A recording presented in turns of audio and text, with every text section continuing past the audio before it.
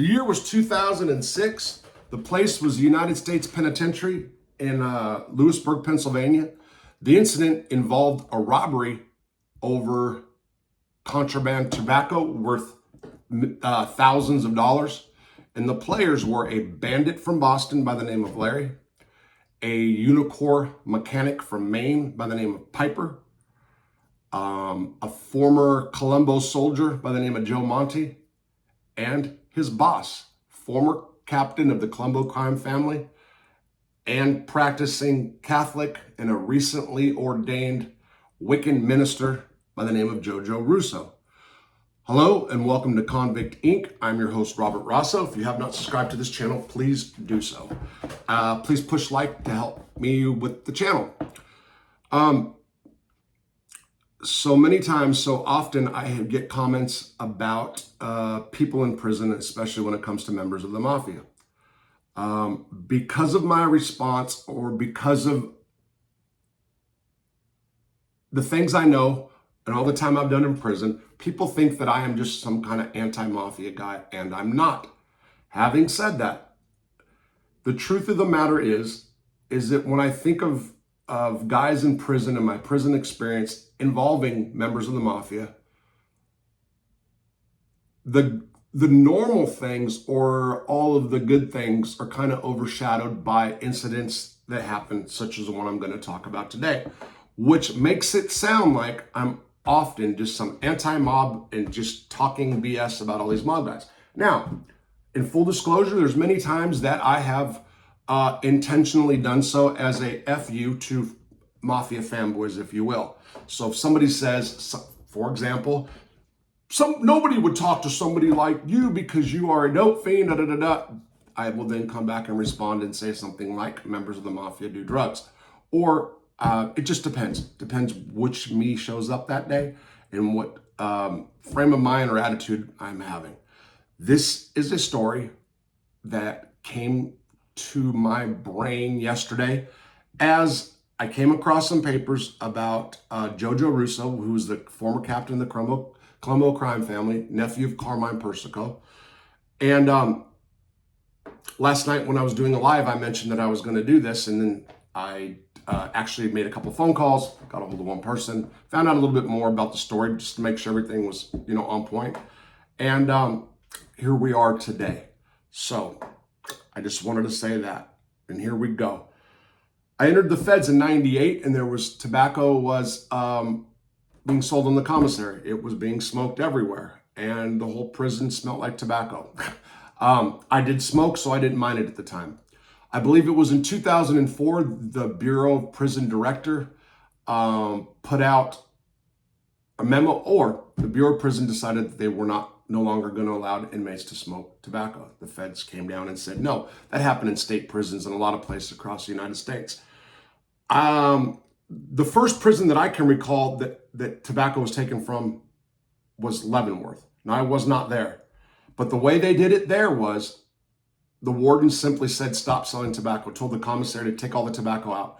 Whatever tobacco they had remaining at that time, sell it, and then that was it. Over at Lewisburg, where I was, Warden Joseph Smith had a different approach.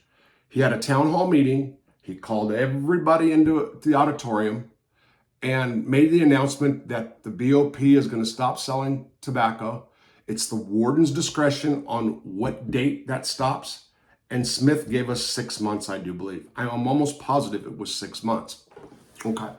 Now, what he actually did was he gave guys a chance to stock up on a product that was going to become a black market item. It was going to become contraband. So I believe at that time we were allowed 3 cartons of cigarettes per week, okay? We had a max limit in the commissary. I want to say it was 280 or 320 at that time, okay? So imagine every week for 6 months, you can go to the store and buy 3 cartons of tobacco, and if you have a place to stash it, you can keep on buying it and just pile it up. Now, most guys don't just have a stash spots that you can, stack up hundreds of cartons of tobacco. I, for example, had holes in walls, had CMS construction maintenance service, construction guys come in, knock holes in walls, and I would put it in walls. For example, under the staircase in the lower range in F block, my former cellie Jack knocked a big hole out, and we fit at one time, I think it was 50 cartons of bugler. Let's just call it $1 a pack at the time, okay? Let's just say it was $12 a carton. I don't remember, to be honest. But what I do know, and did know then, is that within a short period of time, tobacco was going to become really expensive. Okay, so I started stocking up, as did many people. Some of the other common spots people were hiding tobacco was on the yard. People were actually digging holes up on the yard, putting tobacco in it, and putting dirt back over it. I mean, 10 people at least, let's just say that. Then you had guys putting it in the ceilings. Poor guys in E block got hit with a big bust. Hundreds of cartons of bugler. And, soda cans. So we'd get sandpaper, rub them off, rub the lids off, just keep sanding them down. Finally it pops, drain the soda out, you fill it up. You can get 11 packs of bugler per can with the rolling papers, okay? 11 packs per can, okay? So, Piper was a guy out of Maine who I remember now looked like he was 60, and I believe he was like 38 or 40, but he looked old, okay? I want to say he was a bank robber. He was the head mechanic at Unicor, worked Unicor all the overtime he can get, had over $20,000 on his books. I want to say at the time he still had a couple of years to serve, okay? He was a small guy. His frame was small. Let's just say $130, $140, 5'4". He had longer hair he kept in a ponytail and this facial stuff with like mutton chops. And it was, he looked like he was dirty. He was a mechanic. I think he often was, but very quiet, did not talk to too many people, but he lived in the cell with Joe Monty, or Joe Monteleone, I think it is. So Joe Monty, former soldier of the Colombo crime family, was about 68, 69, 70 at that time, around that age.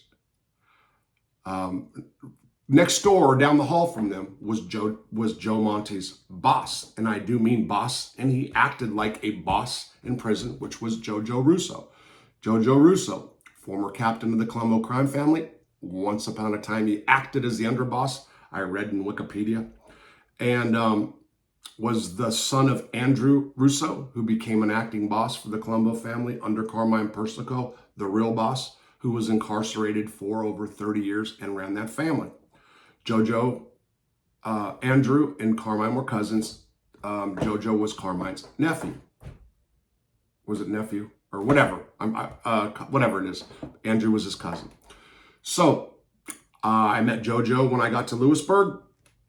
We became friends. Now, enter Larry. I do not remember Larry's last name. I know you guys from Boston will know it, most of you. He was a popular figure,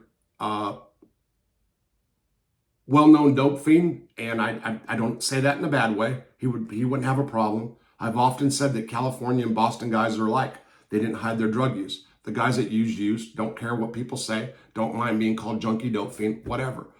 As opposed to New York guys, specifically New York guys who always wanted to keep it on the down low, didn't want nobody to know. So Larry comes in from Beaumont. I believe that he was running the Boston car at Beaumont, I think. Not a big guy, but a powerful figure, very serious guy, and dangerous, okay? Now, again, you guys in Boston, this is my perception. We'll get into it. I understand that there was some dirt behind him, and people said this or that about him at Beaumont. Whatever, I don't care. In 2006, when he got there, I got out of the hole, and they put me in the cell with him for a couple of weeks. Larry was a avid reader. Like I said, his main priority was to stay high. He ran up massive debts, and he had a habit that he needed support, so he came up with an idea. He was scheming. He was trying to find a way to clear his debts and stay high. Now, at that time, there was a lot of drugs in the compound, and they were fronting you, so he owed a bunch of people, but his main debts were the Mexican mafia. and a couple of Serenos. So he had quite a few bills. I know, I was in the cell with them. We talked about it. At the time I started using again, I wasn't in debt like that, but we talked about it, and we shared junk together too. So Larry hones in, hears that Piper is the tobacco man. Now, I want to say this is 6 to 9 months after tobacco had stopped. Maybe even a year, okay? A little rusty on that part. Tobacco at that time was no less than $100 a pack for rolling paper or bugler, possibly up to $200 to $250, maybe $300. I don't remember the exact price exactly then. What I do recall is I had 50 cartons of tobacco. I stashed them downstairs in F block. We knocked a hole in the center block walls, and I was clean for almost 30 months, and I started using a week after tobacco was prohibited from the commissary. They stopped selling tobacco. I sold every single carton for like $5 a pack. Okay, let's just say it was $1. The following week, it jumped up to $50 a pack. What a dummy I was. But anyway, so here's what happened. So there was always tobacco, okay, even for the next year or two, plentiful. You can always get it, more expensive, but you can always get it. And typically what happened was this person would break out, then this person would sell out, then this person. Now that's not to say that a bunch of people didn't have tobacco at the same time, but that's how it really was. If you were a smoker, you're like, okay, who's got tobacco? Yeah, Piper does, this person does. And also Piper had stamps for sale. Stamps in prison is currency. That's what we use postage stamps. That's what people in prison use postage stamps for. Not going to go into the whole breakdown of it. It doesn't seem to make sense to the normal person, but it works. But let's say just for the purpose of the story, that stamps were 25 cents a stamp. So 20 stamps or a book was $5. So a book of stamps was worth $5. Piper, it was known, was selling 20 books at a time, which is $100, or 100 books for $400 where there was a break. So you get it for $4 a book the more you buy. How do you buy it? You can buy them through commissary, but most people want money, actual free world money, sent to their commissary account or to somebody on the street. For example, if I'm going to buy 100 books of stamps, I would then have a family member or a friend send money to the guy I'm buying the stamps from. I would get the stamps, they'd get the money, and we'd live happily ever after. I would then spend those stamps on contraband, whatever, okay? That's how that stamp thing works. So Larry gets hip to the fact that Piper's selling, he's got plenty of tobacco and stamps. Can't believe that this lame, as he would call it, was Piper lame. Piper was quiet. Some would consider him a lame. A person that had no business selling contraband in a maximum security prison. Now, just a little side note here.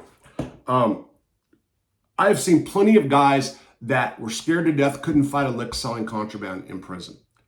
And for the most part, they are left alone. They will get beat every now and then. For example, I remember one guy named Red in Leavenworth was selling papers. He was tight. You couldn't get no credit from him. So guys were putting cardboard inside these little pieces of paper, which that's what stamps are put in, little pieces of yellow paper, and giving him cardboard. He would get beat. Nothing really would happen, but that was few and far in between. Meaning guys generally, believe it or not, weren't scumbags and even let soft or lame guys sell contraband. Not every case. And in Larry's mind, that should have never ever happened. He believed that anybody, it was a cutthroat world in prison. It was a man's world, and he was at the top of the food chain. So if he was going to take somebody, if somebody was lame and he can take it, he was going to take it. That was his attitude, okay? Right or wrong, that's what it was. It was then brought to his attention that Piper, although he had the tobacco, rumor has it that the tobacco really belonged to JoJo Russo. Now, when he was informed about that, he laughed and saw that as a benefit, and I will get to that. I need to say here that there's so many people who have been misled through all these years about how the lives of mobsters in prison. I was not there in the 50s, 60s, 70s, and 80s, or early 90s. I was there in the late 90s, 2000, and then up till recently, okay? I don't know how mob guys lived in prison, or the strength they had, or the dominance, or what they were running. I have seen some mob guys, a few, that have ran stuff, like Carmine Persico had his own TV. Carmine Persico ran the TV in Georgia Tech, okay? Was he the shot caller of the block? No. Was he one of the most respected guys? Yes. So I have seen guys like that. But for the most part, the mob guys in prison, I'm sorry to say, and the prisons that I've been to through my own personal accounts, didn't have it like that. Okay. Anyway, people get like all crazy when I say stuff like that, but hey, so here we go. I don't know nothing about Larry's going to do this. I know that he's scheming. I know that he's plotting. I know that he's thirsty and he needs money quick because his debts are piling up and his can't get credit. One day right before lunch, he rolls out to Unicor. Again, Piper was the chief or the head mechanic out at Unicor, okay? Boss's pet as well. He walks out there. Piper's there, puts a shank to him, says, let's go. Where we're going? We're going to get the tobacco. Piper said something, the fact that he didn't have it in, that he was all out. Larry slapped him upside the head. At that time, Piper started crying. And I said last night during the live that he peed himself. He peed himself all over and defecated as well. Larry had two laundry bags. Took the laundry bags, had them filled up. How many cartons of Bugler can you fill in a laundry bag? I don't know. Whatever it was, he had two. After he got the tobacco, filled it up, he said, "Where's the stamps?" Piper said, "I don't have stamps." Boom! Gave up a bulk of stamps. I do not know how many, okay? Now, Larry was part of the Boston car, and talked to him and associated, and he's from one of the Southies, I do believe, but it's not like he was getting his people in on what he was going to do. There was one other person that was involved, okay? There's no need to say that guy's name. There's people that are going to know exactly about the story. So Larry scores. Well, Piper goes home full of feces and urine, goes back to the cell, tells Joe Monte. Joe Monte then goes and tells JoJo. Now, the way in which, the order in which this happened, I do not know. I don't recall, but this is what happens. JoJo then goes to some Boston guys. Boston guys say, "Not our problem," okay? JoJo then goes to his muscles. So JoJo had three goons, and I don't say goon in a bad way. Big Nicky, Adam Oliveri, whatever, and Red, okay? These were the four of them, so JoJo, Adam, Red, and Nicky. They were the Wiccans on the compound. All three of those guys, JoJo's goons, were big. They were weightlifters. They lifted a lot of weights, especially Nicky, okay? Now, JoJo was paying them every month. They were paid full draw commissary. If the full spending limit of commissary was $300, that's what they were getting. Plus, they got new shoes every 6 months, I believe. Plus, they got new sweats and new radios. So JoJo did, those guys were taken care of. And I believe Adam had money on the streets. JoJo still took care of his people, okay? Those were his goons. Those were his guys. All right. So, again, I don't know the order. I do know that the Italians, and when I say Italians, I'm talking about all members of the mafia and associates. So there was quite a few at Lewisburg at the time. I said 50. There was quite a few. Went to the Italians. Danny Farmer was no fan of JoJo Russo. And like other incidents before, and I'm not trying to be mean here, guys, the Italians said, it's not our business. It's none of our business, okay? Benny Giarratano, in an interview that I did with him some years ago, talked about how Tony Aiello got his chain stolen by a black guy. Everybody knew who did it. The black guy wasn't denying it. None of the Italian guys did anything about it. Even when Tony Aiello tried to get him to go do something, Benny single-handedly went and took care of that incident. In this case, the Italians washed their hands of this. JoJo was robbed, or Piper was robbed. It was JoJo's stuff. Nobody said nothing. It's not our business. Boston guys, not our business. So now you got the goons. The goons approached Larry. Larry said, yeah, I took it. I'm not giving nothing back. What's up? Nothing. Nothing happened. Now, I will say this. Those guys were on peacetime. Yes, they were his goons. They weren't trying to get in no trouble. I think Nicky was short, as a matter of fact, but whatever. Red was just a lame. Adam was the Wiccan of the bunch. He was really off in the Wicca.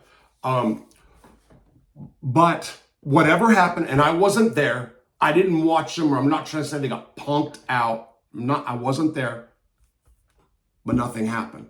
And I do know that JoJo went to go talk to Larry, and Larry said, hold on, wrote down his name and number on a piece of paper, told JoJo to hold on, gave it to him and said, if you ever come talk to me about this again, you better make sure that you had sent me $1,000. Otherwise, don't come to me. And if you do, you know what time it is. And he had a prison, SHA, am I going to say it and get docked by YouTube? So, that did happen. How many people know about that part? I don't know. We were sellies. Larry and I were sellies. That was in D Block that it happened. And that was it. That was it. That's all that happened. And behind the scenes, everybody laughed. You know, people were laughing and made jokes about it. And that's the truth of the matter. And life went on. And I think that, well, Red got hit. One of the goons got hit right after that because he did something, and they paid me to have some of my guys go beat up Red, or he was done in the shoe. Nicky, I don't know. I left before that, and then Adam ended up at Big Sandy, where Adam became like a shot caller type of guy or whatever, and almost unalived an officer. But anyway, that's the story of what happened. Again, people talk about mob guys in prison and what happens, this and that. There's a story there. And, you know, there's a story about John Jr., Gotti Jr. paying tax to the Asians to run a gambling table. Maybe I'll get the details about that one day if Rob responds to my email. But anyway, take care.